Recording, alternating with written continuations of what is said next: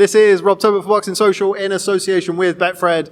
Delighted, as always, to be joined by Shane McGUIGAN. We're back to handheld microphones, Shane. How you doing? Good, mate. Yeah, it beats the Zoom calls. And no, mate, thank you for coming down. Yeah, it's good to have you back. And it's good for me to be back in the university again. So this is our second week back at the uni. So it's out of all that other training, I was trained over at Creekside Gym in Faversham, which was a great gym. That was great for them to put us up, and then we moved across to Billy Rumble's gym, so Rumble's Boxing Academy, who were very, very nice as well for accommodating us. But it's nice to be back in our own surroundings and stuff like that. So it's wicked, mate. Just about to say, you've been a bunch of nomads roaming the country throughout lockdown and coronavirus. Good to be back here at the lovely University of Kent. Yeah, definitely. Yeah, it's a bit sick of slumming it, really. You know, in the hostels and. Nah, I'm joking. No, it's worked out the way the lads have got a house in Canterbury, so they were just staying there and then driving up to Sittingbourne or across to Canterbury. But it's nice to sort of be 2 minutes away from the gym, so they don't have to get up super early and then travel across. So it's good, mate. So, before we come on to talking about your guys, let's talk about the boxing this past weekend. Whyte versus Alexander Povetkin. Stunning win from Alexander Povetkin, 5th round. Well, TKO, but knockout win over Whyte. What did you make of the fight? I thought, it was a shock.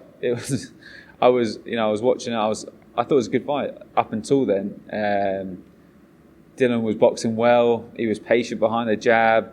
I thought there was some improvements there. I think he looked a little bit trimmer than he did out in Saudi and stuff. I think he was really, really up for it and well prepared.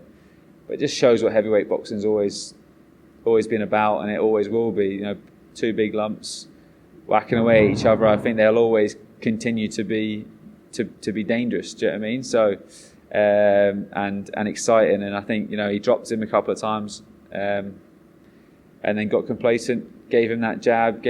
He was giving him that left hook to the body all the time. I think I picked up on Dave Colwell saying he shouldn't be giving him that body shot. With a guy like Povetkin, you should never give him bent arm shots because he generates all this power from there. And he didn't need to. Shall we? Let's go get that. Yeah. Picking it straight up there, just rudely interrupted by a bunch of rowdy young fighters. You were saying. Yeah, I was saying, with a guy like Povetkin, you shouldn't be giving him any bent arm shots. And I think, Dylan had the length and the jab to be able to keep him at distance. But from that first round, that's what made it such a good fight. I feel like they were engaging with close quarters early on. But he looked well. He looked like he was tucking, catching a lot of shots and sort of and riding them and sort of diffusing the power. But I think he kept giving him that jab. Bang left it to body, and he was showing him that. He was actually going jab, body, head, and you could see as soon as he got so comfortable, he sort of gave him the jab, thought this one's the body shot, the next one's going to be the head shot, and he just sort of brought it up the middle. And that shot, I texted it into the group. I said that would have knocked out a RHINO because it literally would have. It was. I think anybody in the heavyweight division, if they'd have given that shot, they would be on their arse and knocked out. So I don't think it's anything to do with Dylan's vulnerability or anything like that. I just think that shot was a phenomenal shot, and I'm sure he'll go back, get the rematch, and rebuild, and I think he'll be a little bit more disciplined in when he's got him hurt, and I think he'll win the rematch. So just to kind of expand on that a little bit, obviously after the fight, a lot of people, I think the nature of the knockout being so shocking, being so brutal, a lot of people there were some people calling it a lucky shot. Now obviously you're one of the world's finest trainers, Shane, and you're saying that you saw it a couple of rounds before that. No, I didn't. No, I saw what he was trying to do. He was sort of jabbing, dipping and loading up the left hook, and he's always dangerous. He always has been dangerous, and he's one of those guys that can generate power close. You don't have those sort of lads, the Mike Tyson-esque sort of. I remember when Povetkin knocked out Takam with like a shot that was this close, and you can't let him get there. You shouldn't let him get there. I think the way AJ boxed him, always moving, always offsetting him, jabbing, and Dylan was sort of doing it more of a throwback way. He was sort of catching a few shots, but you just shouldn't be giving him those shots from early on. But up until that point, he was boxing well. I thought he looked really good. I think the shot that he never threw all night, and he threw it once, was the straight right hand. He was throwing loads of right hooks, loads of hooks, because he was allowing Povetkin to get in close. But he should have just been dropping that straight right hand over the top of him. And as soon as he did it in the fourth, right hand, then he hit the short left hook afterwards, dropped him. I think when he goes back, he'll analyse what he was doing right and what he was doing wrong, and I think he'll get it right the second time. But yeah, I don't think it was a freak shot. I think it was a shot that that they must have been working on. The only thing is he kept his wits about him, Povetkin, when he was dropped twice, and he was still looking for the shot, and he found it. Now, after the fight, Eddie said that there was a rematch clause. Spoke to Mauricio Sulaiman. He said that was indeed the case. Now, Eddie's talking about that fight potentially going end of November. Now, on the back of such a brutal knockout, I thought that was potentially ambitious. What are your thoughts on that? I think he needs to get straight back in and do it again. He doesn't need no rebuilding fights. I think he's had enough acid tests. He's had enough learning fights. That he needs to just jump back in and go straight again.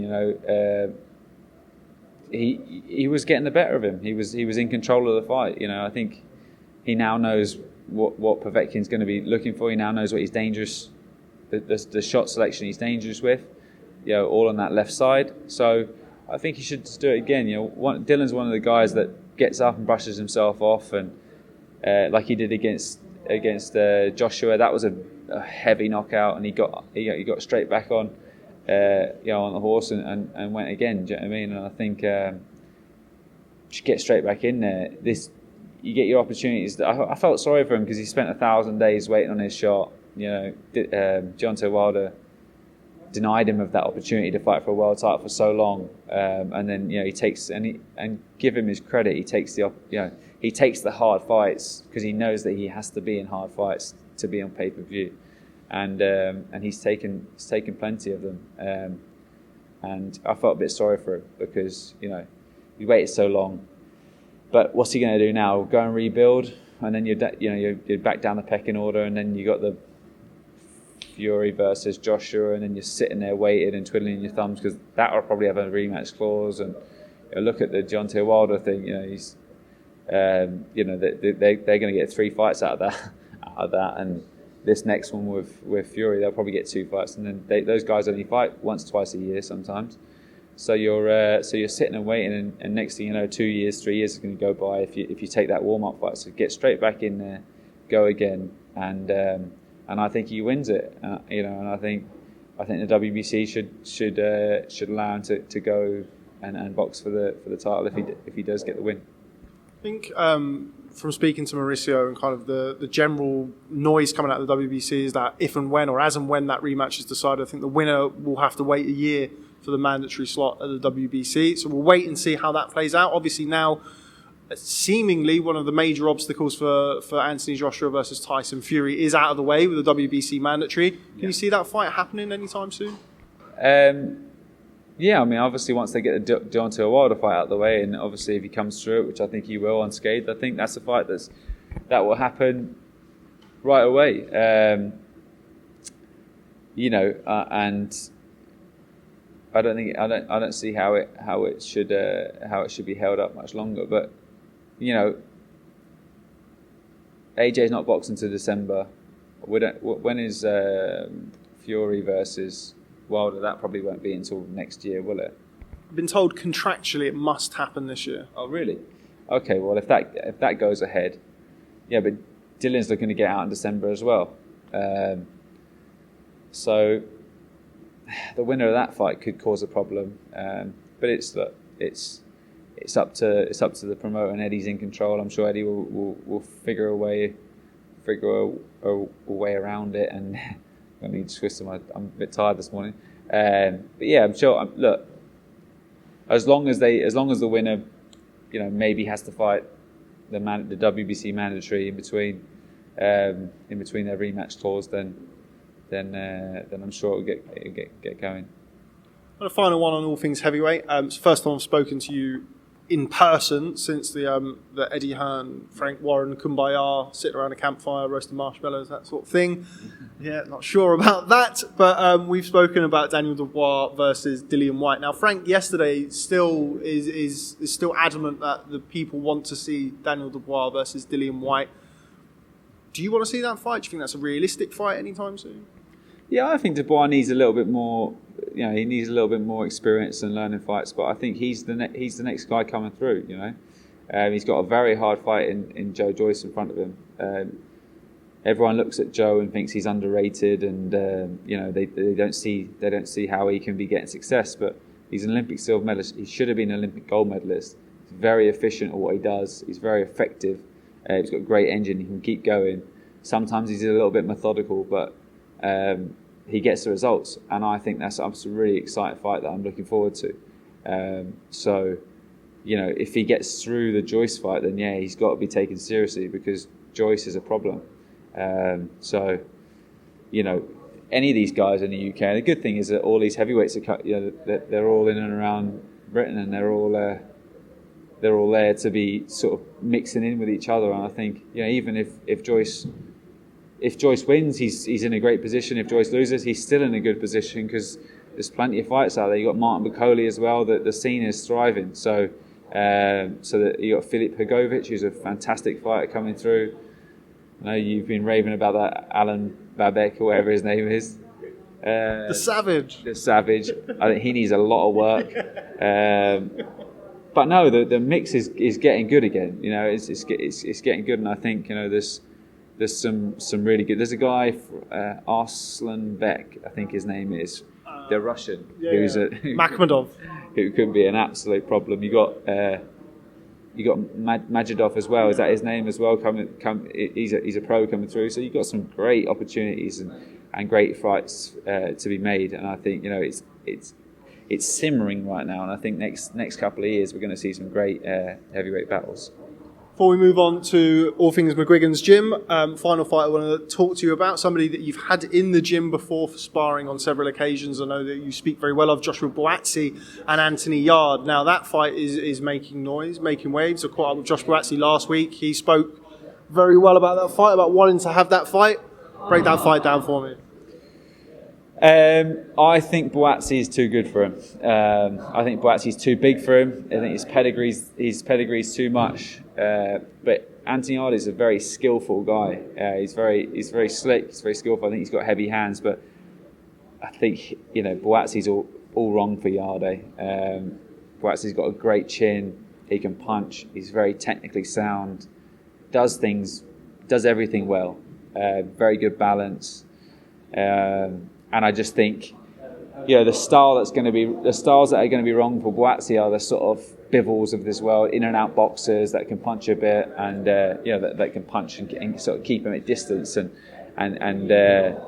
anyone that's going to sort of engage with him, I think he's getting knocked out. I think I've seen Buatsi in the gym. I think seen him in the amateurs. He's shot through the amateur rankings, and I think he had quite a lot of fights, but he got his success at the tail end of his amateur career, but he's now filled into the light heavyweight division, because when he first turned pro, I was sort of looking at him when he was sparring George, but probably could have done super middleweight. But now he's been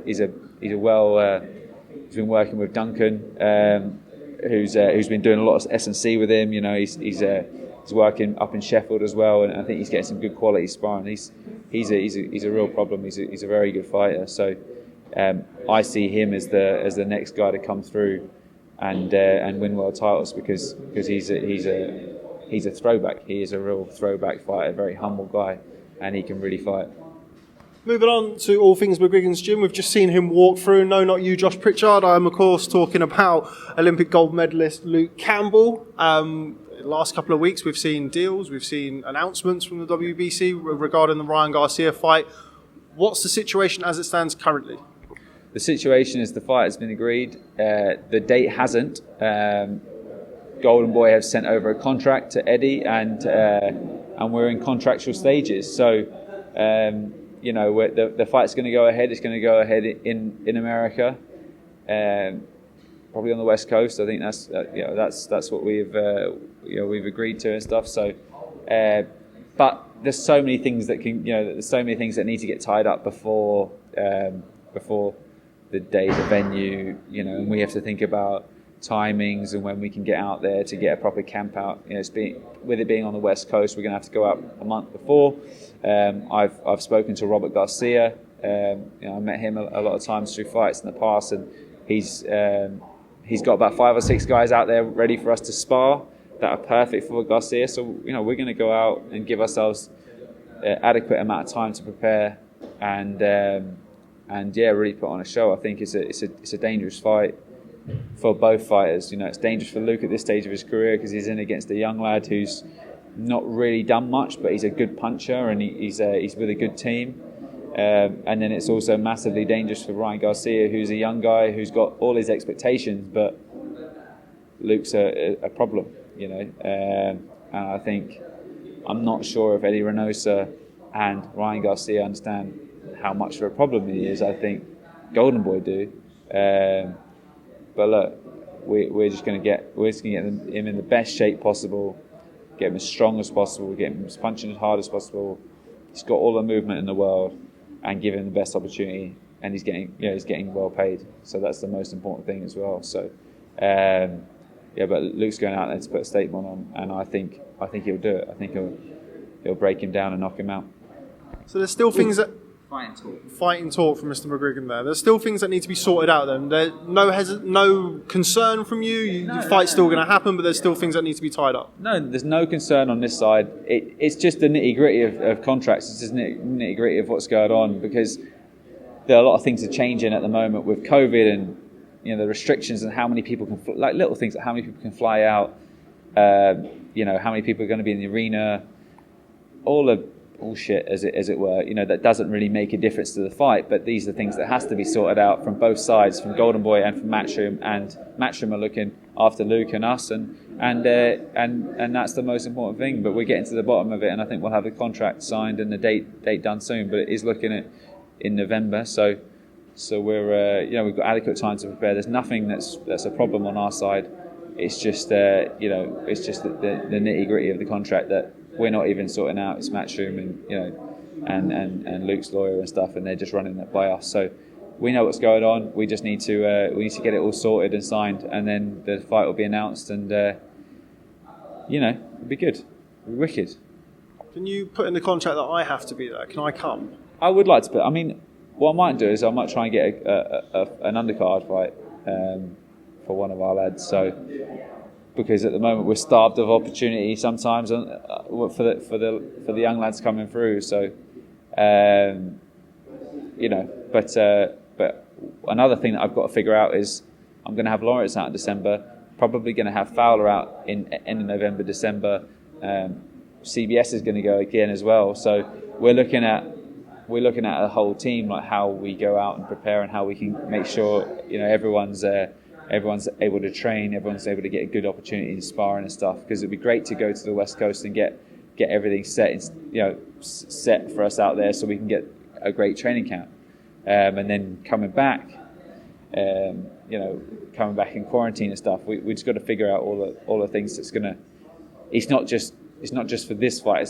It's figuring out for all the other fights off the back of it, and So I think once we get that all sorted, then the fight will be announced, and we'll be good to go, man. I'm actually really looking forward to doing the trip in America. So I think people like Fowler and Lawrence and stuff are great sparring for them out there. Speaking of Lawrence, I know there is no date yet. He's slated to go onto the Anthony Joshua undercard in December. What's the update with him? Where is he? Obviously, he's not here. The last time I spoke to you, he was making rap songs and all sorts of stuff. So what's he up to at the minute? He's going to come down today, but it's with a guy like Lawrence as well. Like he's just bought his house. He's got stuff going on. He's a busy guy. So we just make sure that we're going to give ourselves adequate time. And he's only doing a couple of days a week, 2-3 days a week. For now, up until we get the sort of green light on the date, and then we'll give ourselves 10 to 12 weeks. But yeah, he's always training. It's just we don't need to go and do 10, 12 rounds of pads every single day and bags and sparring and stuff, because this thing's you can add miles to your body if you're doing heavy compound training when you're out of camp and you've got nothing in sight. So he's still training away, but he'll just come in for the occasional pad session. And I mean, I think it makes the most sense to put it on the AJ undercard. We could have got it. We could have tried to get it a bit earlier, take a slight pay cut and stuff like that. But 258 management and Eddie, they're sorting that side of things out. I'm just overseeing the training with Lawrence and doing all that sort of stuff. But I mean, from an exposure standpoint, AJ's going to do big numbers. I know that the pay-per-views were slightly down at the weekend. I think it'd be good exposure for him to get that world title on the undercard, chief support of AJ versus Pulev, because it'd be great exposure. And I think it's a fight that's going to make him look, it's going to be dangerous, but it's also a fight that's going to really make him look what we see in the gym every day, a special fighter. Okay, well, we've got a bunch of fighters behind us looking to train, so I think we'll probably wrap it up there. We won't touch upon the rest of the McGUIGAN's gym stable today. We'll do that another time. But before we go, final word on Chris Billum-Smith, who is getting married this Friday to his lovely fiancée Mia. So from myself, Rob Tebbett, and Boxing Social, I'm sure Shane McGUIGAN as well.